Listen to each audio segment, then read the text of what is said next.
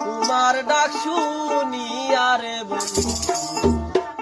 তোমার ডাক শুনিয়া আমার অনেক রাইতে ঘুমাই না